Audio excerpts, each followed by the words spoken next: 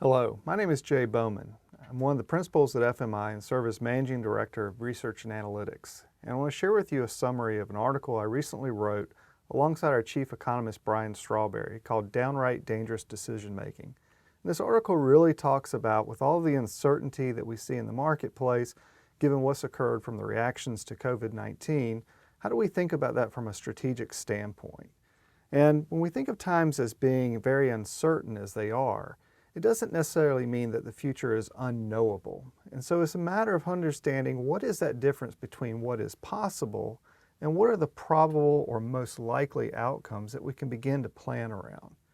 Now, it's interesting that we find wisdom in very interesting places during times such as these. And one that I'm drawn to is actually from the songwriter that says, "No changes are permanent, but change is." So when we talk about whether things are possible versus they are probable, when we think of possibilities, we think of things that could happen or not. They're binary choices. When we're talking about probability, we're talking about what is the likelihood it could happen. So again, those range of outcomes, and that's how we want you to think about it. One of the challenges that we see when times are very uncertain is that managers fall into one of two camps most often in regards to decision making. Either it's decision paralysis on the one hand, or it's gut instinct on the other. If we think about decision paralysis, what we're really talking about are organizations or managers that are typically very risk averse.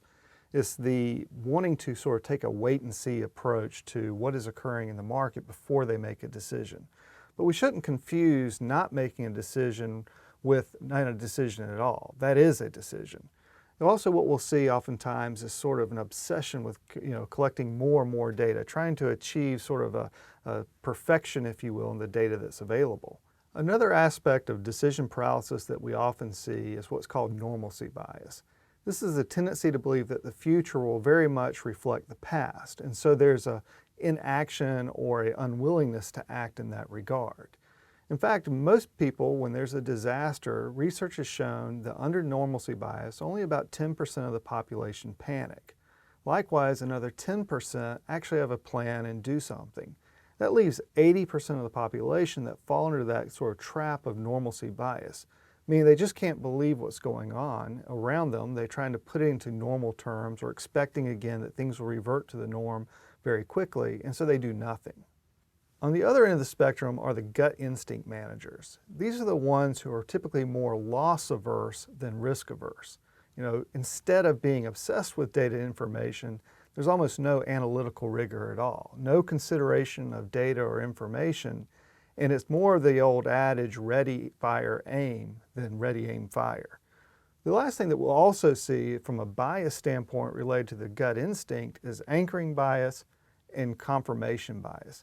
Anchoring bias is more along the lines of either an experience, some early piece of information, or something else that becomes the central point of all decisions going forward, regardless of new information coming in. Confirmation bias among these managers will also still look at information, but will selectively choose the information that already fits the preconceived notion or the idea that they already had. As I said, the future is uncertain, but that doesn't necessarily mean it's unknowable. And so the approach that we suggest, specifically in this time of heightened uncertainty, is more of a scenario-based approach to strategy. And typically we would say there's sort of 5 characteristics that you want to follow when thinking from scenarios. The first one be limited. You shouldn't have more than 5 scenarios in any given scenario planning exercise that you're doing, and preferably maybe just 3 or 4. The second thing, it should be anchored. What are the key variables that would drive one scenario versus another? The third characteristic of good scenario planning is that it's distinct, meaning that of the scenarios you've chosen, there's no overlap. Each one is unique unto itself. The fourth one is objective. Each outcome should be objective in the sense that it doesn't present a desired outcome, but a very likely outcome. And the last one is focused.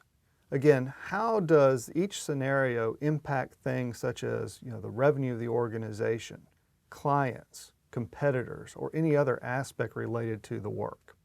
When FMI develops our forecast, we take the same scenario approach in terms of thinking of a range of outcomes that may occur given what we're looking at.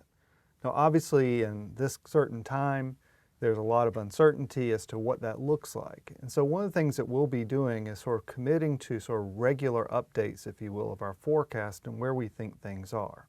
But let's start with one scenario, and that's the one that we typically believe right now in our quarterly outlook, which is that this is a temporary sort of decline, deep, but would return to normality or some sense of normality by the end of the year.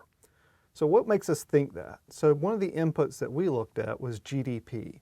So when you look at these different projections of GDP over the course of the year, you can see the variability of the range in projections. For Q2, from a low of about 6% from Dodge to a more precipitous decline of 24% by Goldman Sachs. So we're seeing this strong range, if you will, of different GDP outlooks. By Q3, some are still negative, but even Goldman Sachs, who currently has a negative 24% projection for Q2, is actually plus 12 by Q3. So when we look at all of these in terms of what it means by the end of the year 2020, we see the range is roughly, for the most part, within that -1 to about a -3% averaged across. Now, a zero growth in GDP would just basically mean the same thing as last year. When we look at these numbers, essentially it's putting us back closer to where we were in 2018 or perhaps 2017. In addition to GDP, some of the other factors or key variables we included in our scenarios were consumer activity and project cancellations and delays. When you consider that about 70% of the U.S. economy is driven by consumer activity, the sudden shutdown that we've experienced as a result of COVID-19 is going to have a big impact in that. And that last one we looked at, again, project delays and cancellations. We've seen in some states and in some other jurisdictions the halt of construction activity while others have allowed it to occur. I think where we'll start to see a lot of the real impact of this is actually in 2021, when the dust is kind of already settled and we sort of know where we are from an economy. So let's take a look at some of the forecasts and some of those outcomes that we have going into 2020 and 2021. So let's start with residential construction. I think one of the best ways to think about a forecast like this, particularly for those of us who live, say, in the Atlantic or Gulf Coast, is the similarity or the analogy of a hurricane tracking map or that cone of uncertainty.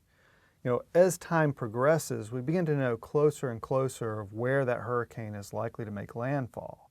And the situation is somewhat analogous here, where there's so much uncertainty with things changing not only on a weekly basis, but sometimes on a daily basis, that we can begin to track, again, those key variables to understand, which of these tracks is this economy or the spending and construction activity likely to take over time. In 2019, we ended up the year at roughly $520 billion in total residential construction. That includes single-family, multifamily, and improvements. As you begin to project forward, particularly in light of everything that's occurred recently in the last few weeks, where would we be? Well, the current assumed trajectory reflects our Q1 2020 forecast, and it's suggesting about a 2% decline in residential construction activity for the year of 2020. That even takes into account such things as a potential of 50% to 40% cancellation of projects in the next few months, again returning back to normality somewhere in the third or fourth quarter. If we look at the extended economic disruption, the difference here is now we're looking at disruption that might occur all the way until the end of the year, so 3/4 of negative GDP.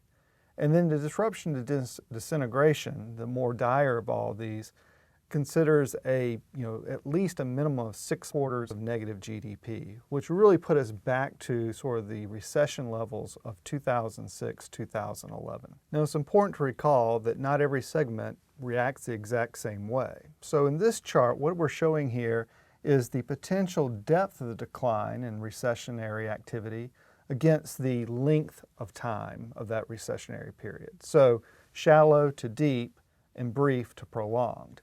So when we look at improvements, it's more of a shallow decline in terms of spending and somewhere in the middle in terms of that length from brief to prolonged. Comparatively, multifamily has a much deeper decline, but it's relatively short in duration.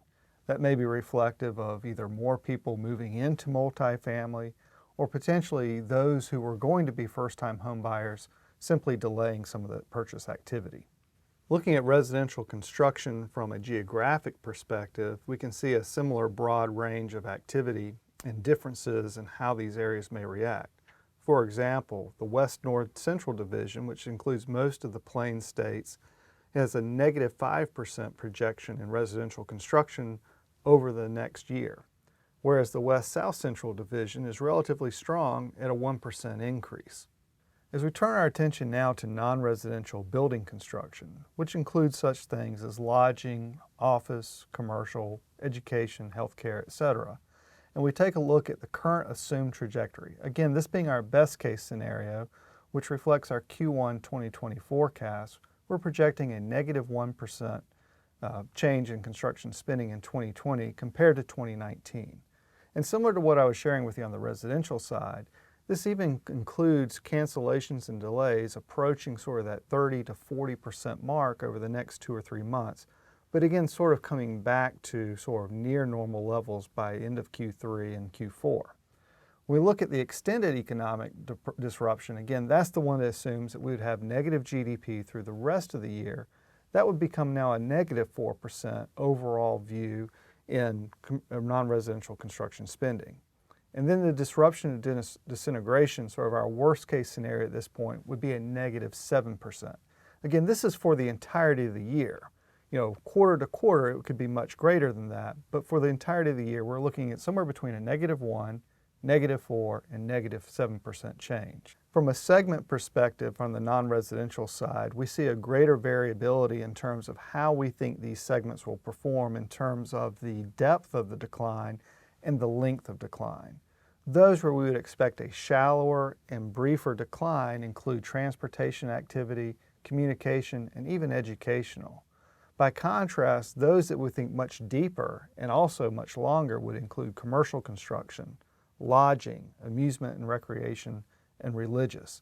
When we think of particularly the lodging and the amusement and recreation, where we've shut many things down which would allow people to go to these places, that's why we're projecting such a major decline and such a longer extended period of recovery. Similar to what we see on the residential side, the West North Central Division and the East North Central Division look to be those that will have the greatest decline in overall non-residential construction activity during 2020, both at roughly a minus 2%. The West South Central Division, including Texas, Oklahoma, Arkansas, and Louisiana, will still be one of the better performers at a 1% growth for the year in 2020. The last of the three sectors, non-building structures construction, is an interesting one. Because of all the sectors, it's been the least impacted by recession over the last 10, 20, even 30 years. It's been more of a steady performer, if you will. Our current assumed trajectory, which you still have to consider as a best case scenario, suggests a 2% increase in overall non-building construction over the next year. Some of that is just based on the stimulus and what that may provide in terms of activity, but also some of the large projects that were still going on. The two more negative outlooks or scenarios in our non-building forecasts, the extended economic disruption and the disruption to disintegration, take more into account what's going on from the Saudi-Russia oil war than from COVID-19. When you consider that power, which includes oil and gas, is in this non-building sector, many of the very large mega projects that we've seen along the Gulf Coast have either been delayed or canceled as a result of falling oil prices. And this is reflected when we look at the segments within non-building based on the depth of the decline and the length of decline. We see here that highway and street, conservation and development, water supply, and sewage and waste disposal, all in that shallow and very brief decline. Whereas power, again, more a function of what's going on from an oil price in that very deep and very prolonged corner of the graph. This map differs from the others we've seen in the fact that almost every segment is up and none are down. Even the East-South Central Division is currently projected in our best case scenario at just no change for 2020. The West-South Central Division, even with perhaps the canceling of some of these large oil and gas projects, would still remain up 4%, leading the way for the nation. Thank you very much for your time. You can read the full article where you'll have more detail on the things I've shared here today. I'd also encourage you to visit our website where we'll have these regular updates about what we see going on from a market perspective and how it's influencing our forecast. There's other information that may also help you in planning for the future as well for these certain times. You can read all of these at www.fminet.com.